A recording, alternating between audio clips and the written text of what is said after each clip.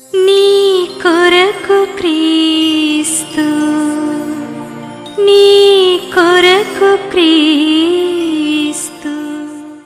యేసు ప్రభు పరిశుద్ధ నామంలో మరొకసారి మీ అందరికీ కూడా శుభములు. మార్కు సువార్త 2వ అధ్యాయము 1వ వచనం నుంచి ప్రారంభించి 12వ వచనం వరకు చదువుకుంటామండి.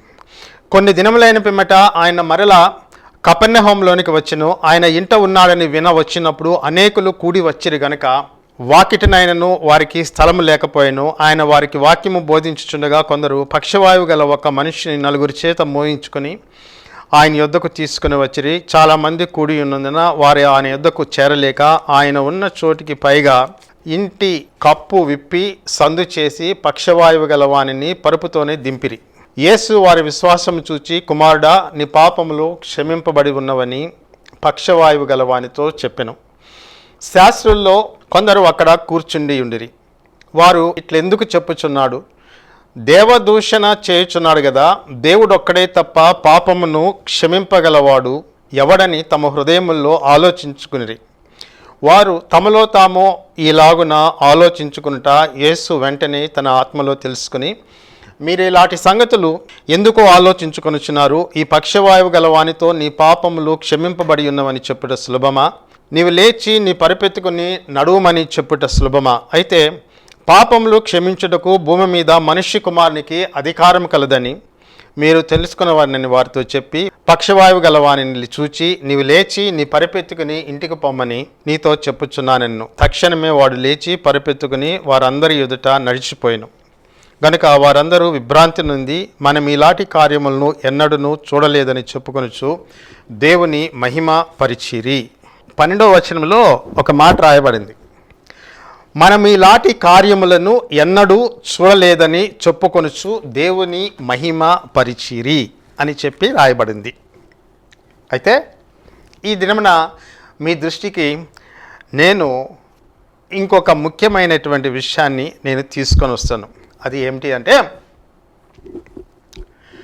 సామాన్యులైనటువంటి ప్రజలు పక్షవాయువు కలిగినటువంటి వాడు లేచి నిలబడి తన పరిపెత్తుకొని నడిచిపోవడం చూసి, ఇలాంటి కార్యములు అంటే దాన్ని మనం వివరించుకుంటే ఇటువంటి విభ్రమము కలిగించేటటువంటి కార్యములు, దిగ్భ్రాంతిని కలిగించేటటువంటి కార్యములు, ఆశ్చర్యకరమైనటువంటి కార్యములు మునుపెన్నడూ మనము చూడలేదని వాళ్ళు దేవుని మహిమపరిచారు.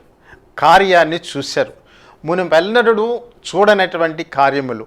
కానీ ఈ దినమున మీ దృష్టికి నేను తీసుకుని వచ్చేటటువంటిది ఏమిటి అంటే, మునుపెన్నడూ విననటువంటి విషయములను కూడా వారు విన్నారు.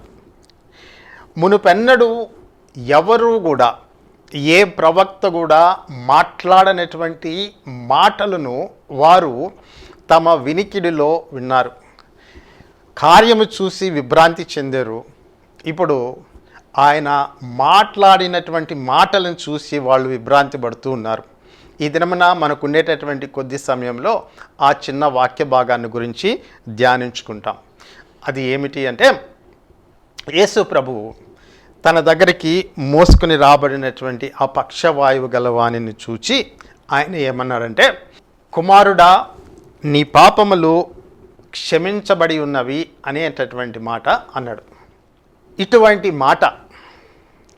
ఇటువంటి సంభాషణ ఆది కాండము మొదలుకొని యేసు ప్రభువు నోటిలో తప్ప అంతకుముందు ఉన్నటువంటి ఏ ప్రవక్తల నోటిలో కూడా ఇటువంటి మాట వినబడలే. మోషే ఎవరి యొక్క పాపములను క్షమించలే. ఆయన క్షమించమని చెప్పి దేవుణ్ణి వేడుకున్నాడు. యెహోషువ ఆయన ఎవరి పాపాలని క్షమించలే. ఆయన ద్వారా కానాను దేశాన్ని అద్భుత కార్యాల ద్వారా, యుద్ధం ద్వారా స్వాధీనం చేసుకున్నారు. సమూయేలు గొప్ప ప్రవక్త. ఆయన అద్భుతాలు చేశాడు, ఆశ్చర్యకార్యాలు చేశాడు, దేవుని యొక్క వాక్కును ఇశ్రాయేలీయులకి బయలుపరిచాడు. సమూయేలు ఎప్పుడు కూడా ఏ ఇశ్రాయేలీయులతో కూడా నీ పాపములు క్షమించబడి ఉన్నవి అని చెప్పి ఎప్పుడు అనలే. తర్వాత వచ్చినటువంటి ప్రవక్తలు, గొప్ప గొప్ప ప్రవక్తలు ఉన్నారు.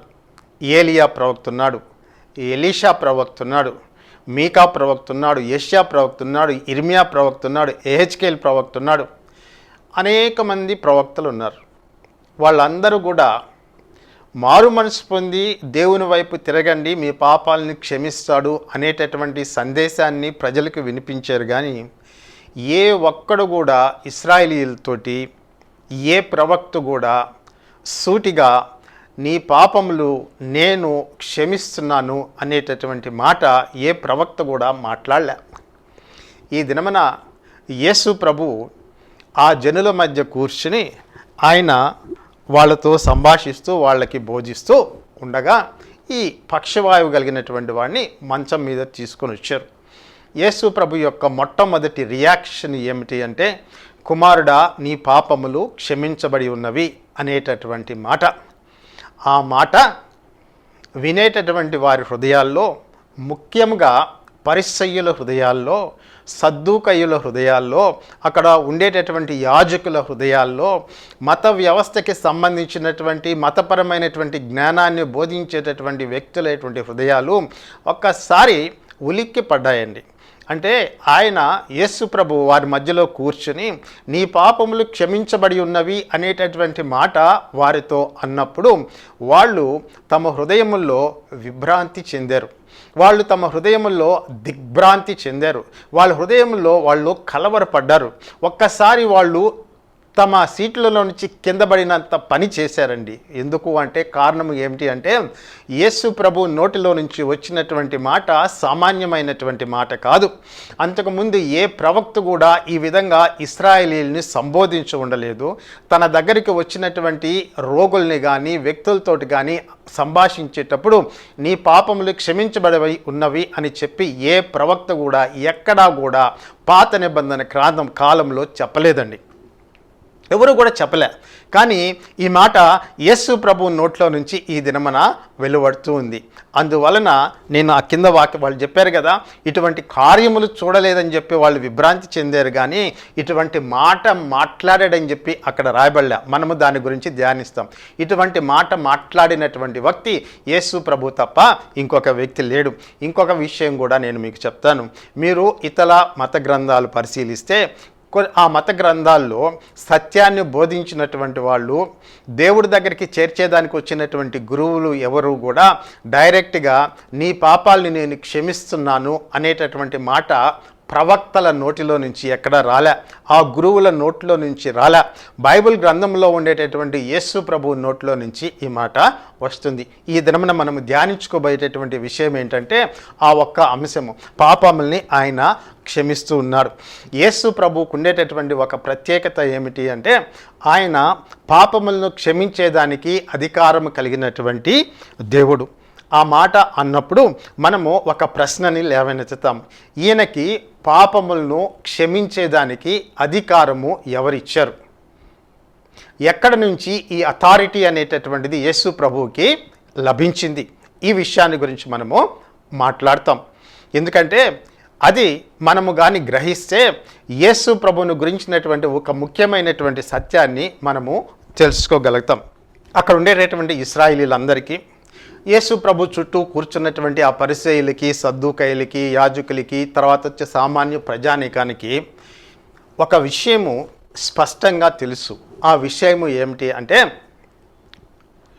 ఒక వ్యక్తి పాప క్షమాపణ పొందాలి అంటే వాళ్ళకి బయలుపరచబడినటువంటి మార్గము, బోధింపబడినటువంటి మార్గము, వాళ్ళకి ఇవ్వబడినటువంటి ఇన్స్ట్రక్షన్ ఏమిటి అంటే, మీకు ఆ వివరాలు లేదంటే ఆ ఇన్స్ట్రక్షన్స్, ఆ సూచనలు, పాపములు ఏ విధంగా తీసివేసుకొని దేవునితో సమాధానపరచబడాలి అనేటటువంటి విషయాన్ని తెలుసుకోవాలంటే మీరు లేవ్యాకాండం కానీ చదివితే మీకు తెలుస్తుంది.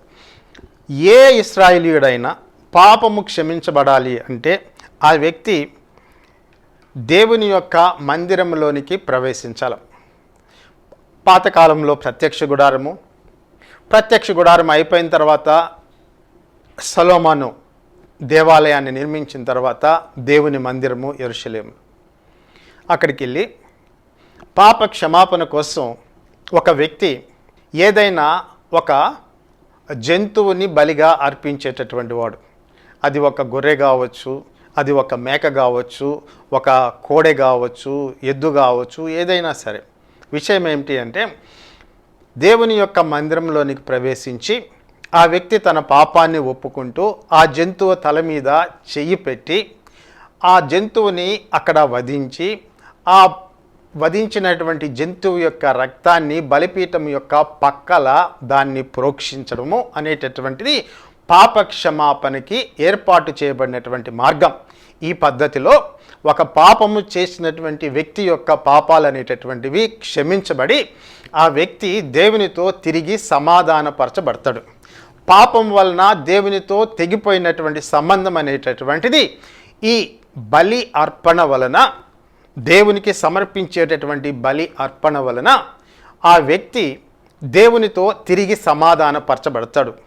తను చేసినటువంటి పాపముల్ని ఆ జంతువు తల మీద చెయ్యి పెట్టి ఒప్పుకున్నప్పుడు ఆ పాపము చేసినటువంటి వ్యక్తికి బదులుగా ఆ జంతువు అతని స్థానంలో మరణిస్తుంది.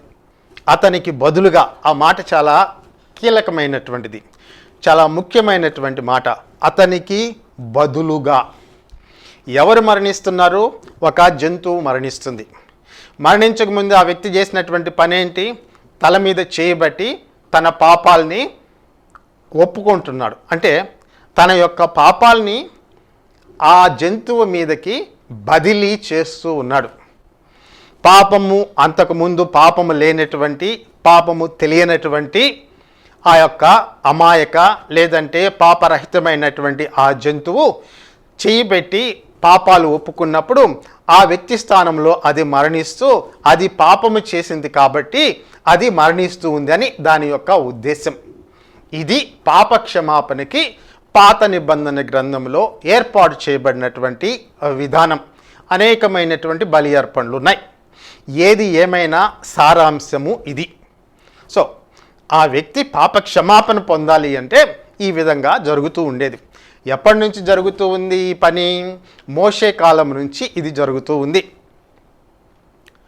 ఆయన ప్రత్యక్ష గుడారాన్ని ఏర్పాటు చేసింది మొదలుకొని దేవుడు ఇశ్రాయేలీలకి లేవియా కాండంలో ఏ విధంగా తమను తాము పరిశుద్ధపరచుకోవాలి అనేటటువంటిది బోధించినప్పటి నుంచి ఈ విధంగా అనేక వందల సంవత్సరాలు, వేల సంవత్సరాల నుంచి ఈ విధంగా పాప క్షమాపణ అనేటటువంటిది మనకు లభిస్తుంది అని ఇశ్రాయేల్ దేశంలో జీవించేటటువంటి ప్రతి యూదునికి కూడా చిన్నప్పటి నుంచి కూడా తెలిసే ఉంటుంది.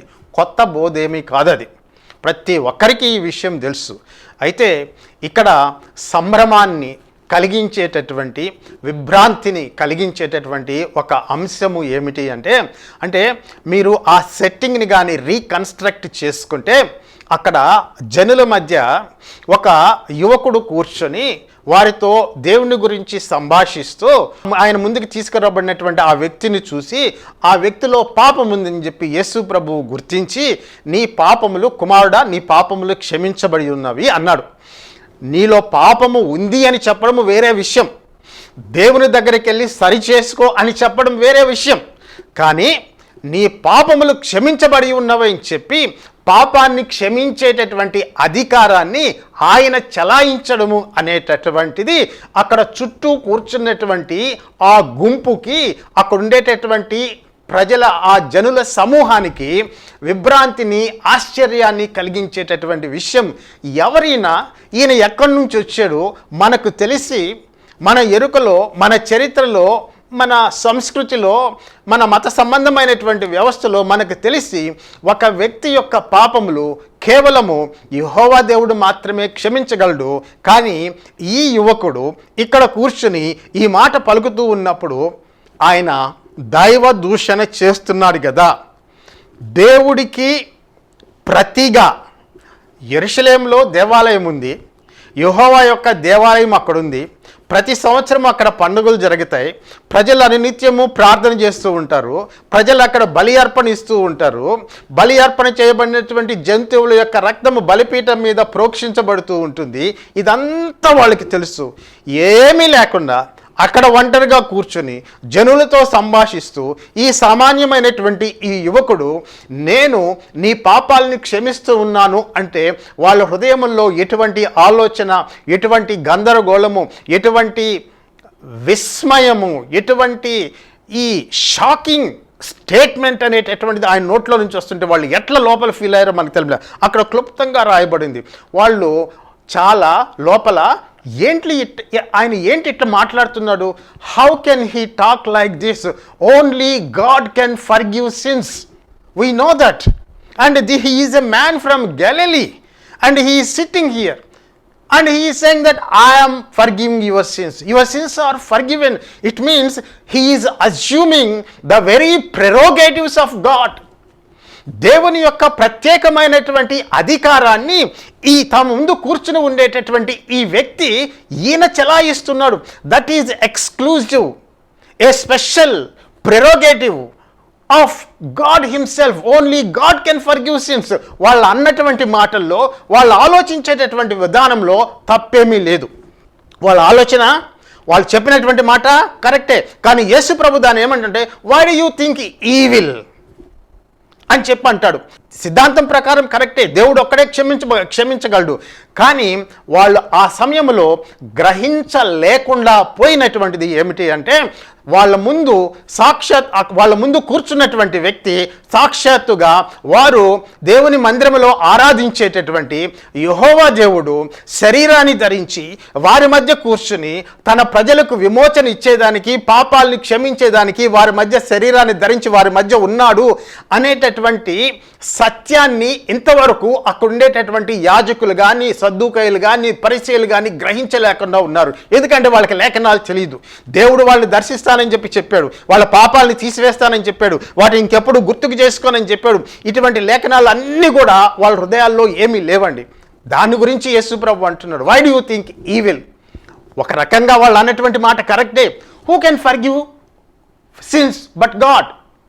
దేవుడు మాత్రమే క్షమించగలడు, అది కరెక్టే. కానీ వాళ్ళలో ఉండేటటువంటి తప్పు ఏమిటి అంటే, వాళ్ళ ముందు కూర్చున్నటువంటి ఆ వ్యక్తి యెహోవా దేవుడు అని చెప్పి వారి పాపాల నుంచి వాళ్ళని విడిపించేదానికి వాళ్ళ మధ్య శరీరాన్ని ధరించి ఆయన వచ్చాడు అని చెప్పి వాళ్ళు గ్రహించలేకుండా ఉన్నారు. అందువల్ల వాళ్ళు విభ్రాంతి చెందుతూ ఉన్నారు, దిగ్భ్రమ చెందుతూ ఉన్నారు. వాళ్ళ హృదయము కలవరంతో నిండుకుంది. వాళ్ళు ఒక్కసారి తుళ్ళిపడ్డారు. ఎవరైనా పాపాలను క్షమించేటటువంటి ఈ నజరేతు ప్రాంతం నుంచి వచ్చినటువంటి ఈ వ్యక్తి, గలిలయ ఉండేటటువంటి ఈ ప్రాంతం నుంచి వచ్చినటువంటి ఈ వ్యక్తి, ఈ వడ్రంగి కుమారుడు, ఈ సామాన్యమైనటువంటి మానవుడు, how can he assume the very prerogative of God. Therefore he is blaspheming, దైవ దూషణ చేస్తూ ఉన్నాడని చెప్పేటటువంటి నిర్ణయానికి వచ్చారు. మీరు ఇదే విషయాన్ని లూకాసు సువార్త 7వ అధ్యాయంలో యేసు ప్రభువు పాపంలో జీవిస్తూ ఉన్నటువంటి ఒక స్త్రీ యొక్క పాపాలని ఆయన క్షమించినప్పుడు ఇదే మాట అన్నాడు, నీ పాపములు క్షమించబడి నువ్వు సమాధానం కలదాను. అక్కడ ఉండేటటువంటి వాళ్ళు వెంటనే ఏమన్నారంటే, పాపములు క్షమించేదానికి ఇతడెవడు అని చెప్పి తమ మనసుల్లో అనుకున్నారు. ఈ ఇష్యూ ఒక చాలా ఇంపార్టెంట్ ఇష్యూ. యేసు ప్రభు యొక్క పరిచర్యలో ఇతరులని, సద్దూకయ్యుల్ని, పరిసయ్యుల్ని, మిగిలినటువంటి వాళ్ళని యేసు ప్రభుకి వ్యతిరేకంగా చేసినటువంటి విషయం ఏమిటి అంటే, ఇదిగో ఈ మాట, పాపములను క్షమించుటకు మనుష్య కుమారునికి అధికారం కలదు. ఆ మనుష్య కుమారుడు ఎవరు, దానియేలులో చెప్పబడినటువంటి ఆ మనుష్య కుమారుడు ఎవరు, ఇక్కడ కూర్చునేటటువంటి యేసు ప్రభు చెప్పుకునేటటువంటి మనుష్య, వాళ్ళు దాని గురించి అవగాహన అనేటటువంటిది పెట్టుకోలేదండి. వాళ్ళకి దేవుని గురించినటువంటి జ్ఞానము, మెస్సయాని గురించినటువంటి జ్ఞానము ఇటువంటివి కూడా వాళ్ళలో లేవు. లేదంటే ఉన్నా కూడా కొరబడి ఉన్నాయి, వెలితిగా ఉన్నాయి, తక్కువగా ఉన్నాయి. సో ఇప్పుడు ఇష్యూ ఏంటి అంటే, ఈయన క్షమిస్తూ ఉన్నాడు. ఒక విషయాన్ని మనం అడుగుదాం. ఒక వ్యక్తి పాపాలని క్షమించేదానికి అతనికి ఉండవలసినటువంటి అర్హత ఏమిటి అంటే, మొట్టమొదటిగా నా ఉద్దేశంలో ఆ వ్యక్తి జీవితంలో పాపము అనేటటువంటిది ఉండకూడదు. అంటే he must be a morally perfect being. దేవుడు ఎంత మోరల్లీ పర్ఫెక్ట్గా ఉంటాడు. God is morally perfect being. దేవుడిలో ఆయన నీతికి సంబంధించి, నైతికతకి సంబంధించి, పరిశుద్ధతకి సంబంధించి ఏమాత్రము కూడా వెలితి లేనటువంటి వాడు, నైతికంగా పరిపూర్ణత కలిగినటువంటి వాడు. ఆయన నీతికి, నైతికతకి, పరిశుద్ధతకి ఏమాత్రం కూడా కొరత లేనటువంటి వాడు. పర్ఫెక్ట్ అన్నమాట. ఎక్కడ కూడా ఆయనలో ఇసుమంత పాపం కానీ, లోపం కానీ, కల్మషం కానీ, మైల కానీ, అపవిత్రత కానీ ఏమి కూడా దేవుళ్ళలో మనకు కనిపించవు. He is morally perfect being. పాపాలని క్షమించేదానికి దేవుడికి ఉండేటటువంటి ఒక అర్హత ఏమిటి అంటే, on what basis God can forgive since అనేటటువంటి వన్ కండిషన్ ఏమిటి అంటే, because he is morally perfect being. అది ఒక కండిషన్. ఇక్కడ యేసు ప్రభువు నీ పాపములు బడి ఉన్నవి అని చెప్పినప్పుడు యేసు ప్రభువు దేవుడు ఎంత పవిత్రత కలిగినటువంటి వాడు, ఎంత పరిశుద్ధత కలిగినటువంటి వాడో, దేవుడు ఎంత నీతి కలిగినటువంటి వాడో, దేవుడు ఎటువంటి నైతికత కలిగినటువంటి వాడో, లోపము లేనటువంటి నీతి, లోపము లేనటువంటి నైతికత, పర్ఫెక్ట్ మోరల్ బీయింగ్ దేవుడు ఉన్నాడు కదా. అదేవిధంగా యేసు ప్రభువు కూడా లోపం లేనటువంటి నీతి, లోపం లేనటువంటి నైతికత కలిగినటువంటి వాడు. అంటే పరిపూర్ణమైనటువంటి నీతితో నింపబడినటువంటి వాడు యేసు ప్రభు. ఆ కండిషన్ ఉంటేనే ఒక వ్యక్తి పాపాలని క్షమించగలడు. నీలోనే పాపాలు ఉంటే, నీలోనే లోపం ఉంటే, నీలో నైతికతకి వెళుతుంటే నువ్వు వేరే వాళ్ళని ఏ విధంగా క్షమిస్తావు? యేసు ప్రభు ఆ వ్యక్తి పాపాలని క్షమించినప్పుడు ఆయన నైతికంగా ఎటువంటి లోపము లేనటువంటి పర్ఫెక్ట్ మోరల్ బీయింగ్. దేవుడు ఎంత నీతి కలిగినటువంటి వాడో యేసు ప్రభు కూడా అంతే నీతి కలిగినటువంటి వాడు. ఆయనలో ఉండేటటువంటి నైతికత యేసు ప్రభువులో ప్రతిబింబిస్తూ ఉంది. పాపము లేనటువంటి వాడు యేసు. ఒక్క మాటలో చెప్పుకోవాలంటే రెండో కండిషన్ ఏమిటి అంటే అండి, దేవుడైనా సరే పాపాన్ని క్షమించేదానికి ఒక షరతు, ఒక కండిషన్ అనేటటువంటిది ఆయన కలిగి ఉండాల. He must meet one particular condition. ఎందుకు అంటే కారణం ఏమిటి అంటే, బైబిల్లో కనిపించేటటువంటి దేవుడు నీతిని, న్యాయాన్ని, న్యాయము అంటే జస్టిస్ అనేటటువంటి దాన్ని ఎత్తి పట్టుకునేటటువంటి దేవుడు ఆయన. ఆయన న్యాయానికి, నీతికి భంగం కలిగించేటటువంటి దేవుడు కాదు. ఆయన యొక్క న్యాయ సూత్రాల్లో లేదంటే ఆయన నీతిలో, ఆయన న్యాయంలో ఒక వ్యక్తి పాపం చేసినప్పుడు ఆ పాపానికి శిక్ష అనేటటువంటిది పడి తీరాల. పాపము చేసినటువంటి వాడిని క్షమించాలి అంటే పాపానికి శిక్ష అనేటటువంటిది పడి తీరాల. దేవుడు పరిపూర్ణమైనటువంటి నీతి, నైతికత, పరిశుద్ధత కలిగి న్యాయవంతుడైనటువంటి దేవుడైతే పాపాన్ని శిక్షించకుండా క్షమించాడంటే ఆయన యొక్క న్యాయానికి లోపం వస్తుంది. He is violating his own principles of justice, his own principles of morality if he forgives a sinner without punishing the sin. రెండో కండిషన్, ఇక్కడ యేసు ప్రభు ఆయన ఆ వ్యక్తి పాపాలను క్షమిస్తున్నాను అంటాడు. ఏ బేసిస్ మీద క్షమిస్తున్నాడు? మొదటిది చెప్పుకున్నాం, పరిపూర్ణమైనటువంటి నైతికత, అది యేసు ప్రభువులో ఉంది. ఆయన ఒక దగ్గర అడుగుతాడు, నాలో పాపము ఉందని మీలో ఎవడు స్థాపించగలడు? ఒక్కడు కూడా సమాధానం చెప్పలే. వాళ్ళు చెప్పకపోవడం వేరే విషయం అండి, వాళ్ళ సర్టిఫికేట్ యేసు ప్రభువుకు అవసరం లే. దేవుడు ఆయన బాప్తిసం తీసుకున్నప్పుడు, నువ్వు నా ప్రియ కుమారుడువు, నీ యందు నేను ఆనందిస్తూ ఉన్నాను, you are perfect in my sight, నీలో ఎటువంటి లోపం లేదు, కొరత లేదు, నైతికతలో కానీ పరిశుద్ధతలో కానీ అన్ని విషయాల్లో నువ్వు నాకు ప్రియుడవు అని చెప్పి దేవుడు ఆయన్ని సర్టిఫై చేశాడు.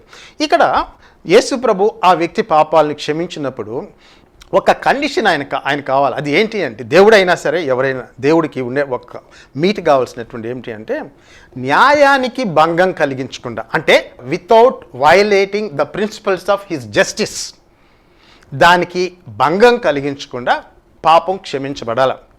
పాపాన్ని శిక్షించకుండా నేను పాపిని క్షమిస్తాను, పాపం పాపంగానే ఉండిపోతుంది, దానికి శిక్ష పడలేదు అంటే దేవుడి యొక్క న్యాయంలో, హిజ్ ప్రిన్సిపల్స్ ఆఫ్ జస్టిస్లో లోపం ఉన్నట్టు లెక్క.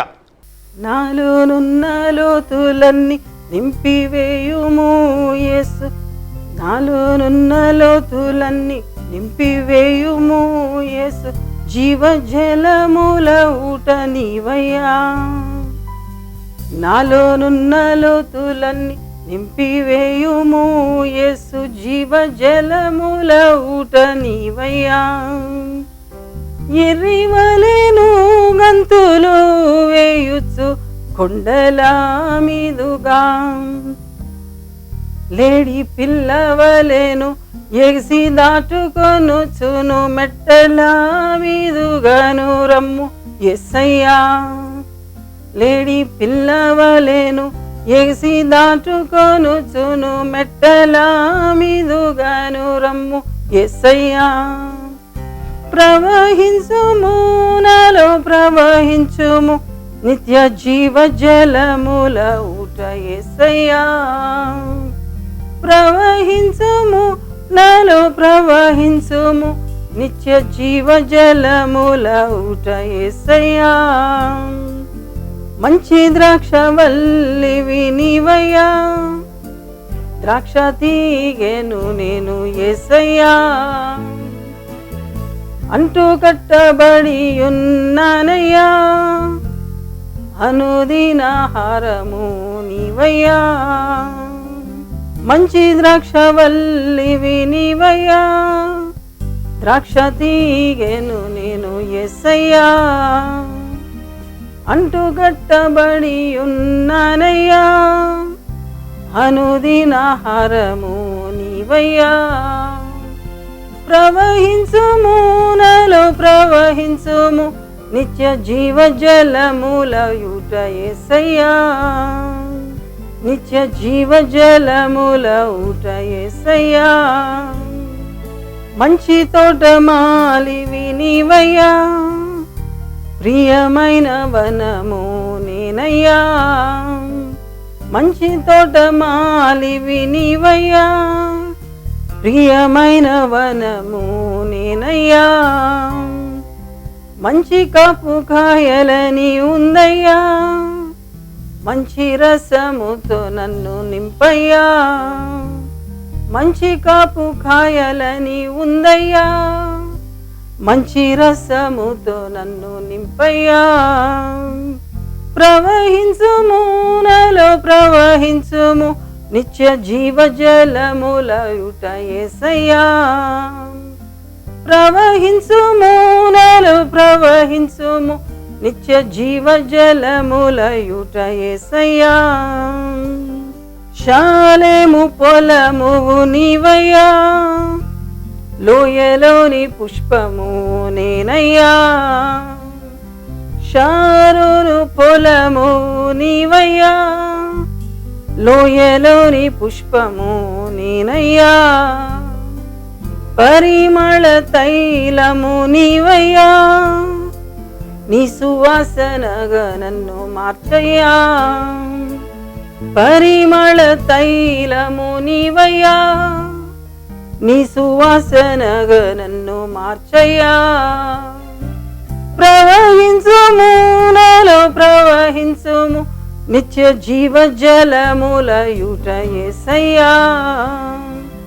ప్రవహించుము నాలో ప్రవహించుము నిత్య జీవ జలముల యూట యేసయ్యా.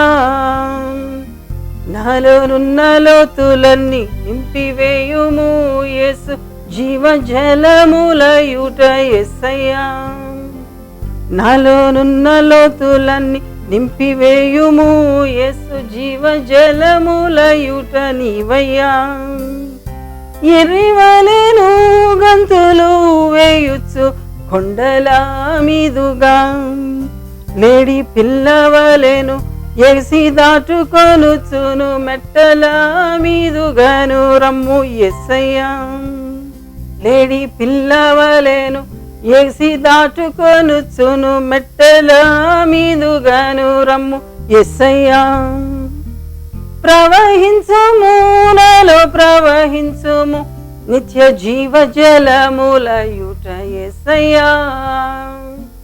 ప్రవహించుము నాలో ప్రవహించుము నిత్య జీవ జలముల యూట యేసయ్యా. ఆమేన్. Praise the lord.